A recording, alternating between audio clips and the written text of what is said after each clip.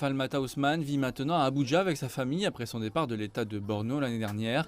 Elle dit qu'ils ont dû échapper aux enlèvements et à la terreur.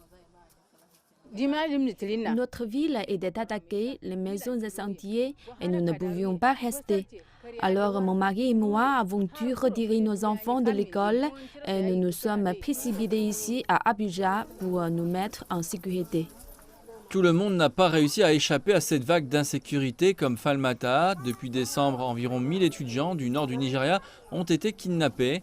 L'Organisation des Nations Unies pour l'éducation, la science et la culture affirme que les enlèvements dans les écoles ont augmenté. L'UNESCO évalue à 348 le nombre d'étudiants enlevés lors d'attaques récentes après que plus de 100 étudiants ont été enlevés dans l'état de Kaduna au début du mois.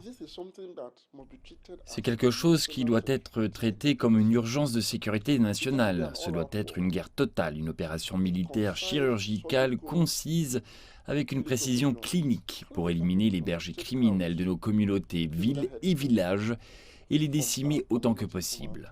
Sécuriser nos frontières autant que possible, renforcer la sécurité aux frontières et s'assurer que nous ne voyons pas d'afflux ou de personnes à la frontière.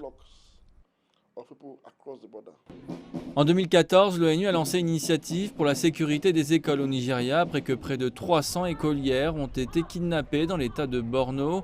Le programme était axé sur la promotion de zones sûres pour l'éducation, la reconstruction d'écoles et le renforcement de la présence des agents de sécurité.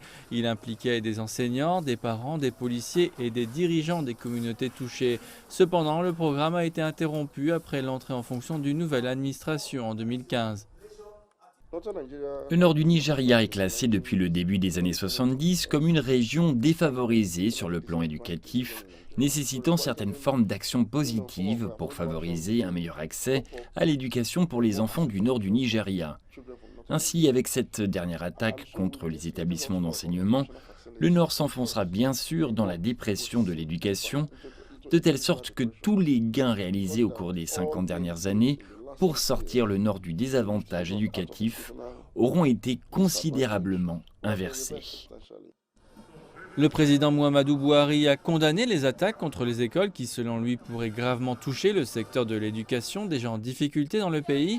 Ces efforts pour restaurer la sécurité doivent porter leurs fruits rapidement si des personnes comme Falmata veulent se sentir plus en sécurité dans leur communauté.